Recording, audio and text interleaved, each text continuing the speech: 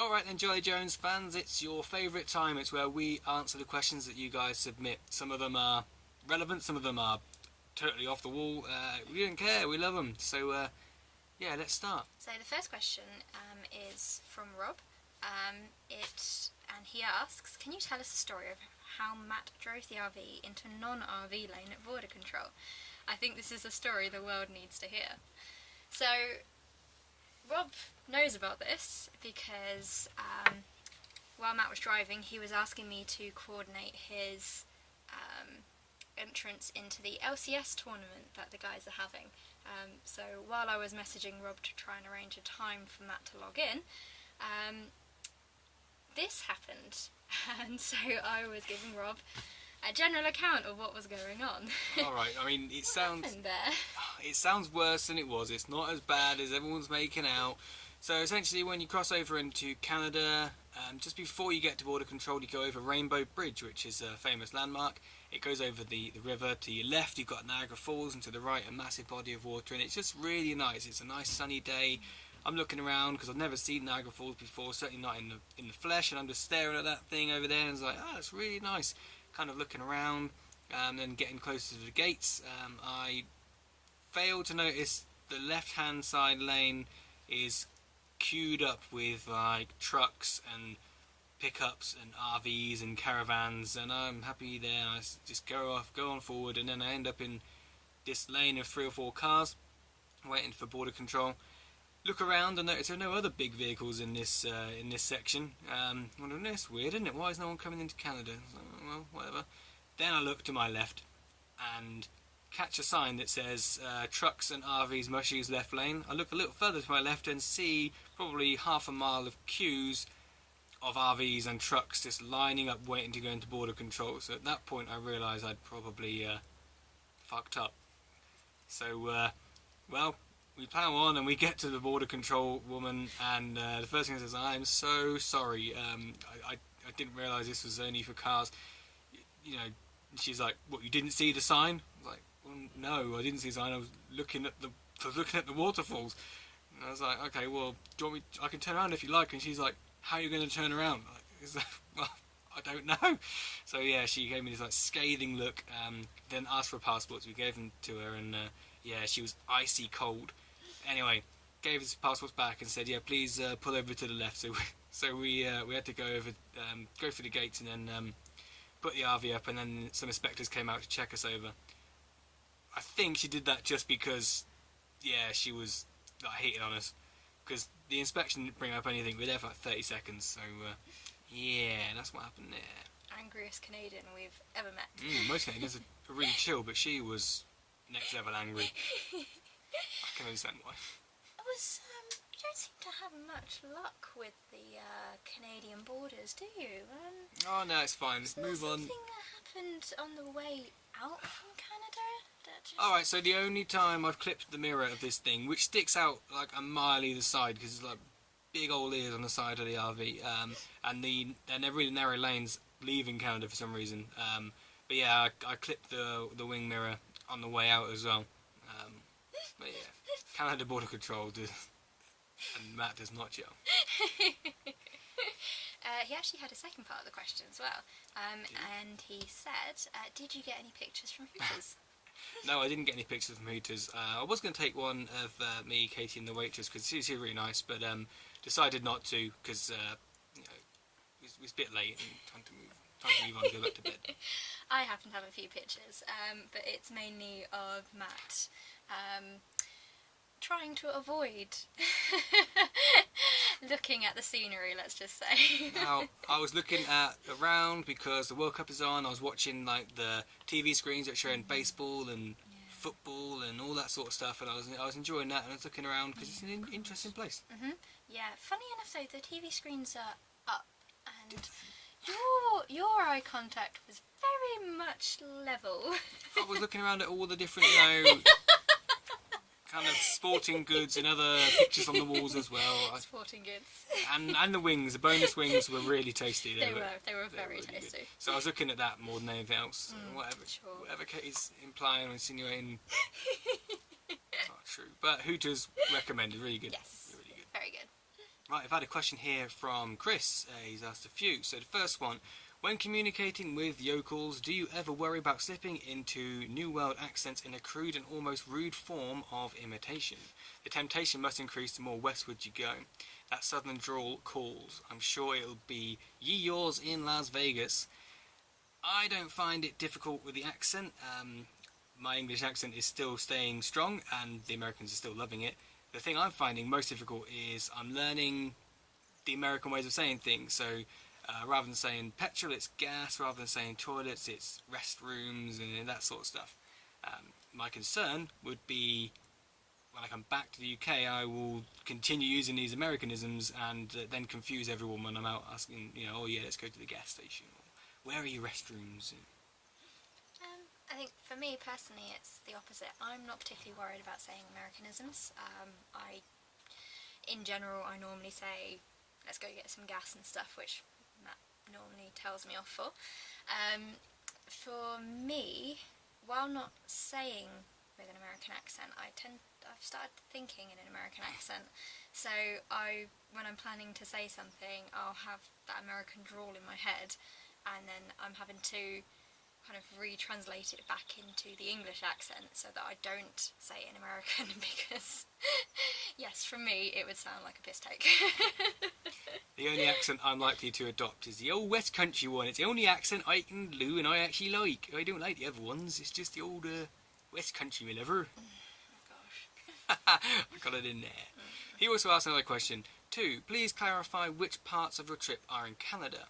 Is Niagara Falls border split, and are there custom checks for Commonwealth and the motherland? Yes, there are custom checks and borders because obviously the US has guns, Canada doesn't. Canada has a free health service, America doesn't. So people can cross the borders with objects they shouldn't be carrying across.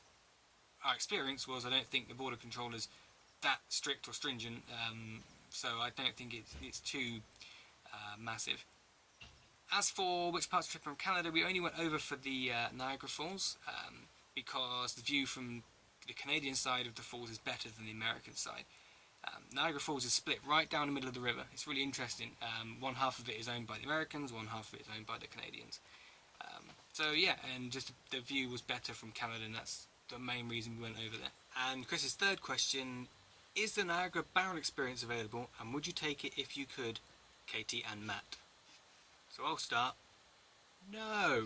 I would rather not get wet and jump into any body of water, so no, not for me. Personally, hell yes. I would be 100% with jumping off the side of a waterfall. I probably wouldn't take the cat with me. I feel like that might not be particularly fair on the cat, and I would feel kind of bad. As an extension to the fact I gave last time about the woman in the barrel surviving, for some reason when she went over in that barrel she took her cat with her, and that cat also survived. Don't know why, but that's what Katie's referencing. But yes, if they did do a barrel experience, I'd be definitely up for it. Unfortunately, they don't do them.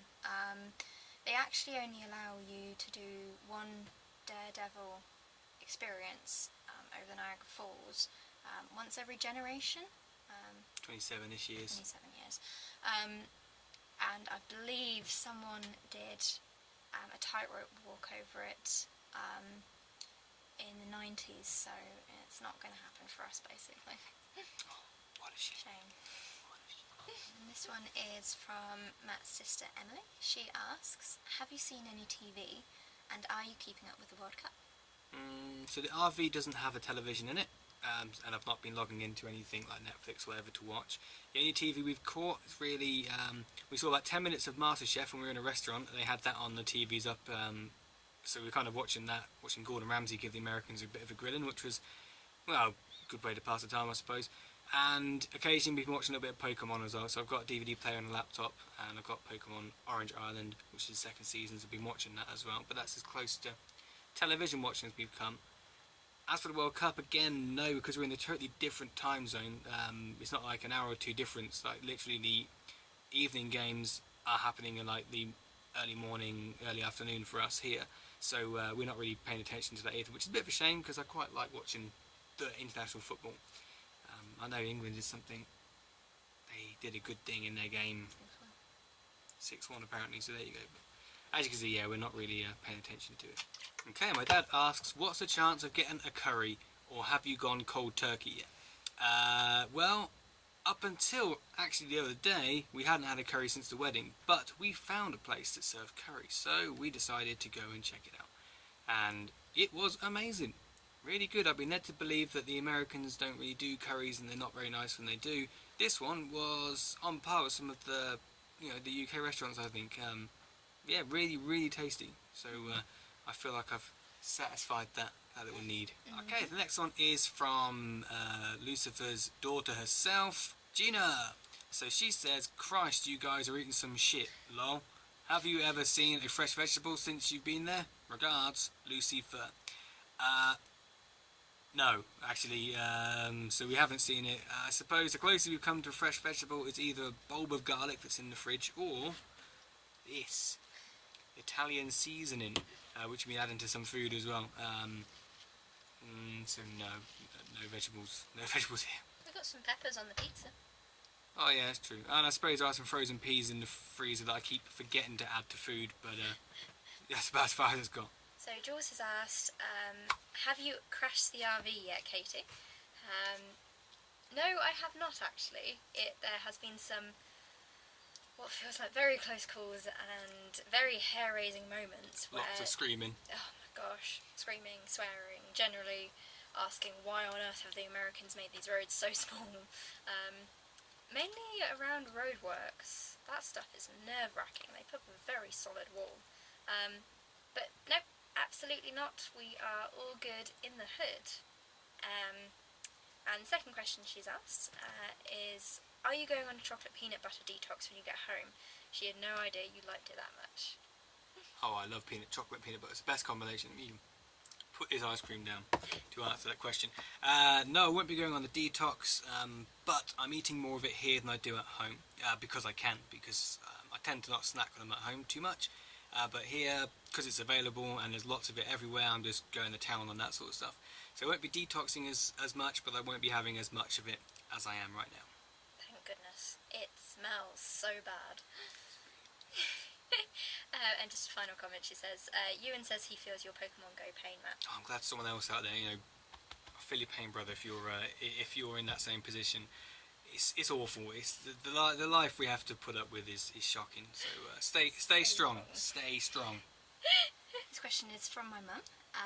She says, have you had a milkshake yet, or found a Burgermaster drive-in? If not, why not? Yeah, we've had a milkshake in a few places, and I'll be honest, they put the UK ones to shame. Some of them have been better than others. One of them was probably the best milkshake I've ever had. Yeah. That was awesome.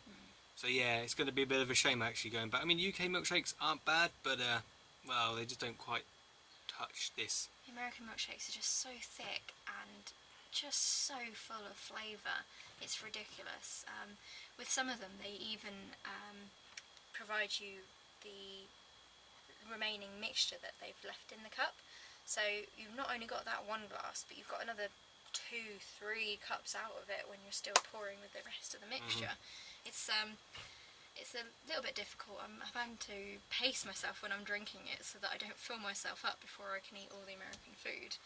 But it is so tasty, and I can't wait to have many more before we go. Definitely. And have you found a Burgermaster drive-in? Nope. But if we see one and we get a chance to pull in, we might give it a go. But we've not seen any yet. We are loving all the burgers though. They are very tasty. Okay, Rob's a bit greedy here. He's asking more questions. So here we go. So Rob says here, question 1: has the Pokemon Go nerd managed to find all 4 regional Pokemon now? People seem to be interested in your Pokemon Go exploits. I don't know why. Very interesting though. It's very fun. No, I have not just yet. I'm still waiting for that 4th one. But it's been a little bit difficult because we've had a few events on recently which haven't been exactly conductive to providing more regional Pokemon around the area. But we're still looking. I'm still checking every so often when I'm allowed. But yeah. Alright, people don't want your life story about Pokemon Go. Let's move on. He asked another question. What was in the walls only store? I understand you were not allowed in, but did you manage to look inside the window? It was a department store, so it sold all sorts of things like touristy souvenirs and like hats and some jewellery and stuff like that. Obviously, yeah, we're not ginger or wall, so we would burn if we go in, but we did have a peer in through the window and the door. Okay, and Rob's third question. In your expert opinions and based on your field research, how close are we to the end of the world via Yellowstone eruption? So, this is actually a really fascinating subject that the guides went through and that we read a little bit about as well.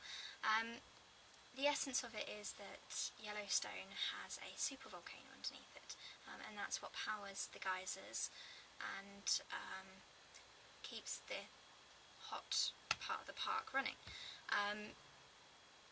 So it's a rather big volcano, hence why it's called supervolcano. It actually fits the world's largest city, Tokyo, in it, in its crater. And if it does erupt, its power is equivalent to, it was 1,000 Hiroshima bombs a second.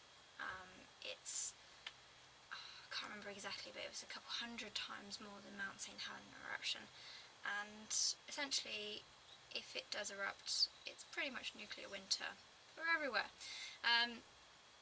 In terms of if it will erupt, so it has a cycle, interesting enough. It's an active volcano that started 2.1 million years ago, and every 600 to 700,000 years it erupts.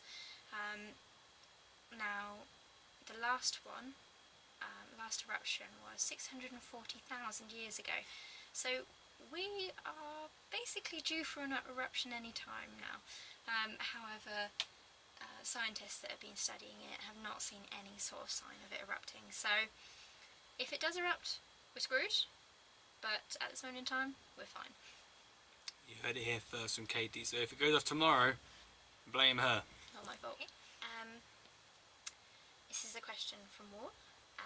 He asks, or he says, the town of Wall clearly looked like the best thing you've seen so far on your journey. I was disappointed to see it was not number 1 in your top 15 list. If the list was to extend, where would it rank? That's an interesting question. It hasn't featured on the list because the lists have been about the things you've liked, the list of things we liked in America rather than places. So we might squeeze on in and do top 15 places we've been to. Perhaps we'll see if I have time and the willpower to do such a thing. I suppose if we were going to include it on the list that we did the other day, then I don't know, quite far down. Maybe arbitrarily 0.19. There you go. Don't ask me what 18, 17, 16 would be. I don't know. But hold tight, and maybe in a vlog or two's time we might do top 15 places we visited in the US, and maybe it'll appear in there. He's actually quite greedy, this Jason, because he asked another question. There we go. So his other question is, thanks for using Mondeos as a unit of measurement. Puts your journey into perspective for me. I have another question. Your rain ponchos changed from yellow to red. What does this mean? Did you complete a rite of passage? Does it symbolise how experienced you are with waterfalls? Wow, interesting question there, Will.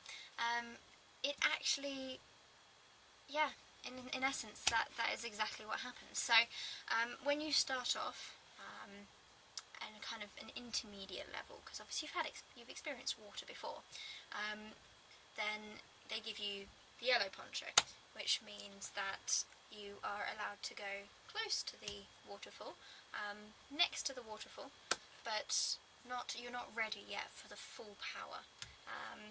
And then once you've used the yellow poncho, you then get upgraded to the red poncho, which means you can fully experience how the mist on your face is and everything like that. That's one possibility.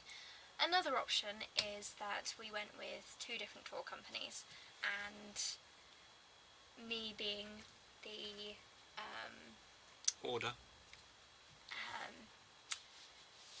good person that I am, I kept the original 2 ponchos, put them in my bag, and then accepted the 2 new ponchos because they came as part of the tour. You got ponchos. So we now have 4 ponchos, which I have refused to get rid of, and they will be good for something, I can promise you. Interestingly, if you did the boat tour on the American side, your ponchos are blue in colour, so there are in fact 3 different colour ponchos knocking around the falls. And that's when you're inexperienced with water, obviously. That's a diss right there. Our next question is from my brother Adi. He asks, where is all the water stored for the shower, etc. in the RV? Technical question. So hopefully my little how-to video guide can answer this for you. Take a watch.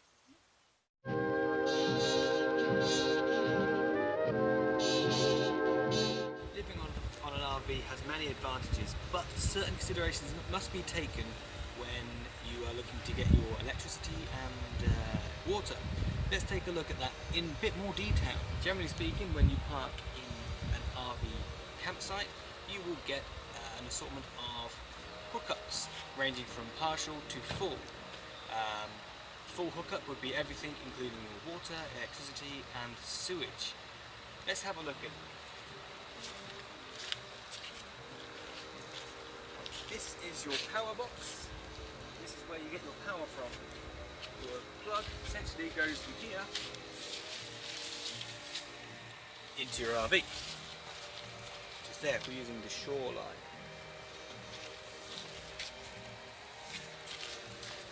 Your water then comes from, well, one of these things, water things that you have on the front of your house. And then that runs in all the way through into here. City water connection, and that gives you a constant stream of water. So if you're using your shower or you are using it to wash up the dishes, that is where your water is going to come from. You haven't got to worry about it using your tank. There is a big old water tank also inside here too. That's for when you need to boondock. Boondocking is when you are putting your RV anywhere where you're not connecting to anything like this. You're just using the RV's power and water supply to keep yourself going. In order to fill that up, you just move this hose from here to your water-filled tank. It's there. Fill it up until it leaks out, and then screw that back on, and then you are good to go. And you have, I can't remember how many gallons, 50 odd gallons I think of water stored on the RV as well, so you can boondock for several days without needing to worry about hooking up anywhere.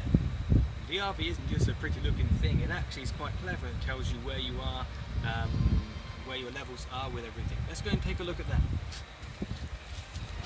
Stepping inside, we can see this panel right here. This is kind of the control panel of the RV. Come in and have a closer look. So we have a few options on here too. So first of all, we can see we have this here, water heater, on or off. We can turn it on to heat up the water supply if we need it, but we don't need that now. This one here, start and stop the generator. So if we are boondocking and we don't have access to shoreline power, we can turn this on, and that gives us use of the generator to power the electricity. This interesting thing here is solar charging, because on the top of the unit are a load of solar panels too, so it's always charging the battery. Then up here we have a few things. If we are boondocked and not connected to the city water, we can turn the water pump on or off. And that essentially means we can use the water if we're not connected to anything. This one here then is the most important one, is the levels test. It tells us where we are with each of these. So we have your grey water, your black water, your fresh water, the LP gas and the battery condition. Grey water is all of the used water that has come from somewhere that's not the toilet. So when you have washed your hands and it's run down into the sink, or when you've used a shower, that is grey water. Black water is the sewage, so that's the really disgusting one. And your fresh water is how much fresh water is in the tank for usage of drinking or having showers or using the whatever. LP gas then, obviously that is the gas which powers, I think, the fridge, and also the hob is gas too. and obviously then the battery condition is how well the battery is doing.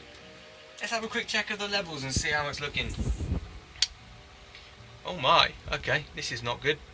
So we can see that the grey water is now full. Black water is not, which is fine. Fresh water is also fine. LP gas is about 2/3 full, which is good. And then your battery condition is also good. So we need to do something about this grey water because we now can't deposit any more water. As you can see here, the sink won't drain. So we need to go and clear the grey water out.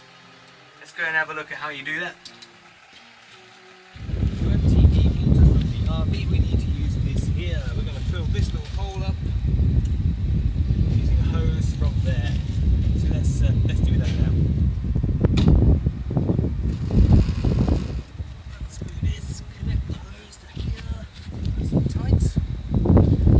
From the hose. Shove it in here.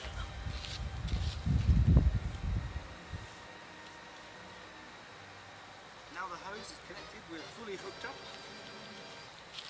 And all we've got to do, two little levers down here, black one for your black water, grey one for your grey.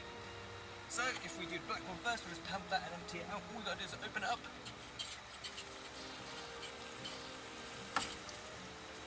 It's flowing through.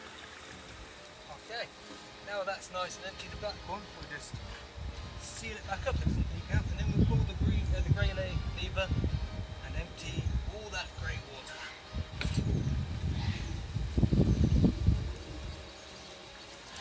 Yeah, make sure it's still connected.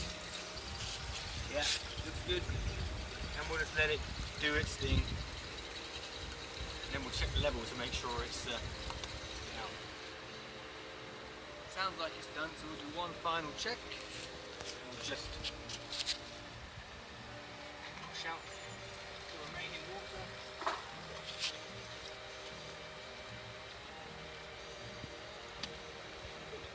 And we'll let that drain for a few moments or two.